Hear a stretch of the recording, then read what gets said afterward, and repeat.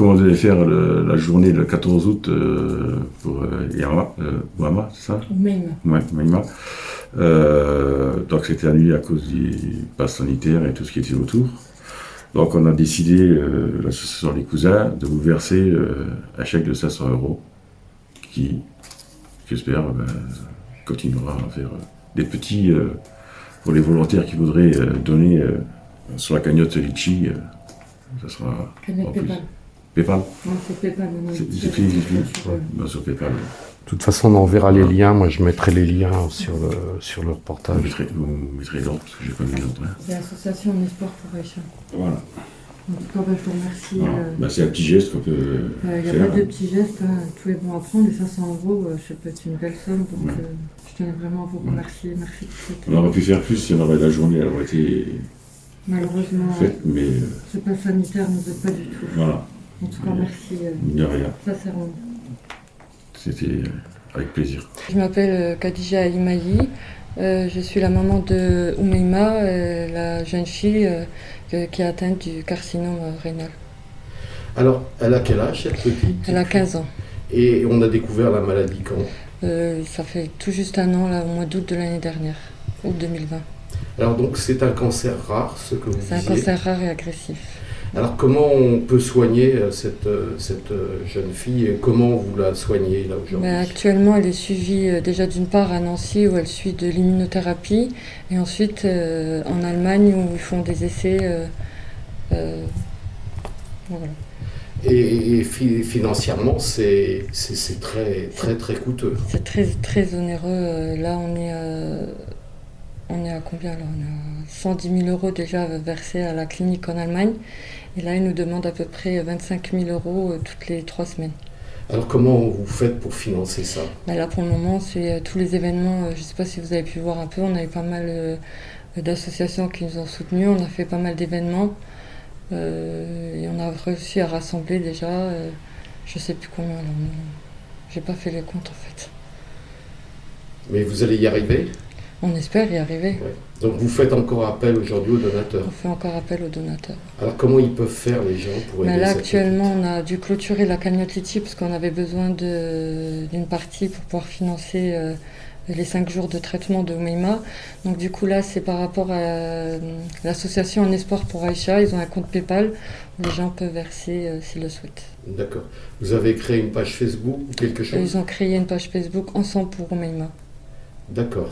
Ensemble pour Nema. Pour Oumeima, oui. Pour Nema, d'accord. Et là aujourd'hui on est avec les cousins donc qui vous remettent une certaine somme. C'est même des petites sommes, c'est toujours. Bon. Tout est bon à prendre. Hein. Il n'y a pas de petites sommes dans ce genre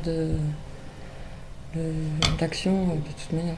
Et comment va votre fille aujourd'hui? Là actuellement, son état, elle arrive quand même à se déplacer. Elle va pouvoir faire sa rentrée comme un peu tout le monde. Après, elle a des effets secondaires, donc. C'est des traitements lourds. C'est des traitements très lourds. Ouais. Entre l'immunothérapie, puisqu'ils les font en Allemagne, donc il y a quand même pas mal d'effets secondaires. Et en Allemagne, c'est la première étape du processus. On a commencé là le 11 août, c'est la première étape. Oui. Et comment ça va? Quelles sont les perspectives et quels vont être En fait, si vous voulez, dans ce genre de cancer, on ne dit jamais exactement les chances de réussite ou pas, mais ils attendent 3 mois pour nous dire réellement si le traitement a fonctionné ou pas. Si les métastases ont pu diminuer. Alors aujourd'hui, vous ne savez pas, vous êtes encore en attente de ça. Je suis encore en attente de ça. Ouais. Et là, elle doit partir quand en Allemagne? On doit partir mardi.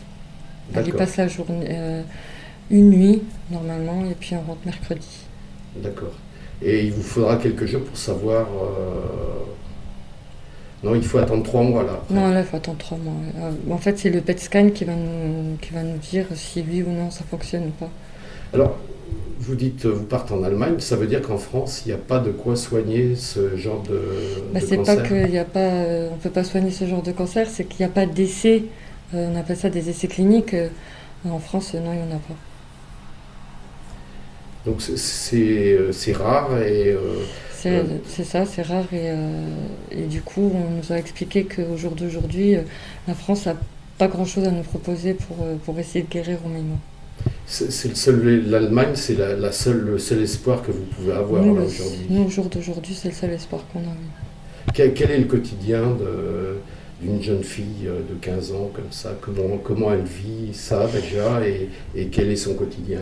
Oumaima, comme je ne sais pas si vous avez pu voir un peu sur les réseaux, Oumaima c'était déjà une fille très sportive, donc elle était au volley. Et c'est quelqu'un qui a un caractère, elle se plaint jamais, elle essaye de vivre. C'est quelqu'un qui vit vraiment au jour le jour. Et elle a eu une année très très difficile, entre l'opération quand on lui a retiré le rein, entre sa perte de poids, les médicaments, les premiers traitements qui ont eu quand même des effets, de gros effets secondaires, dans des douleurs articulaires, elle n'arrivait pas trop à se lever, mais au jour d'aujourd'hui, elle se bat. C'est une battante et puis ouais. Et pour des parents, ça doit être difficile à vivre ça aujourd'hui. Oui, c'est très très difficile à vivre. Alain, l'association des cousins a fait un don là aujourd'hui. Alors pourquoi et comment c'est venu cette idée d'apporter l'aide à cette petite? C'est venu par le biais d'une copine à nous qui a des trikes et que c'est des amis. Et elle nous a demandé si on voulait faire une action pour ramener des sous à cette petite pour qu'elle puisse aller se soigner en Allemagne.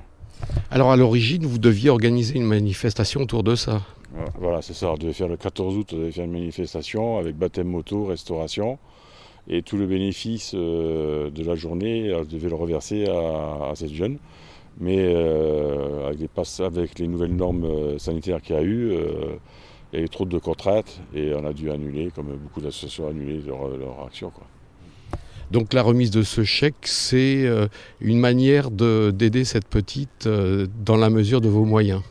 Voilà, donc on a décidé de réunir une somme. On a réuni 500 € et l'association verse à cette jeune pour qu'elle puisse se soigner en Allemagne.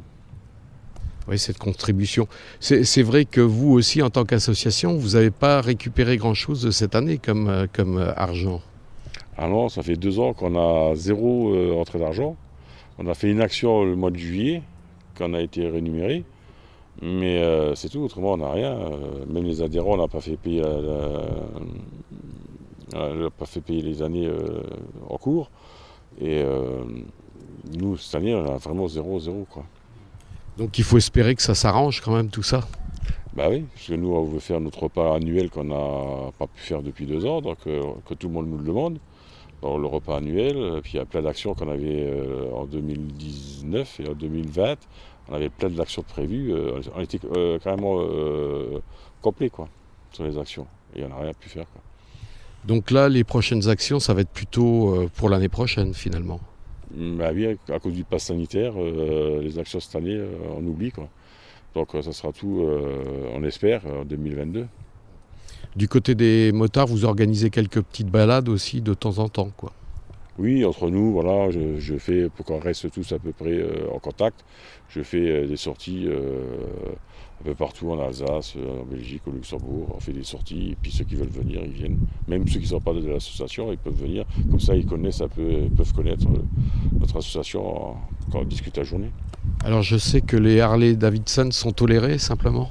Oui, voilà, je crois qu'on doit être une association qu'on accepte, on accepte les Harley. C'est l'inverse.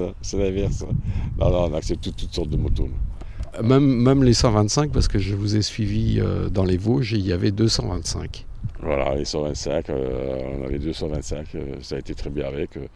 Comme on roule cool, donc voilà, donc il n'y a pas de... Tant qu'ils arrivent à suivre notre cadence, et puis voilà, puis de la bonne humeur. Voilà.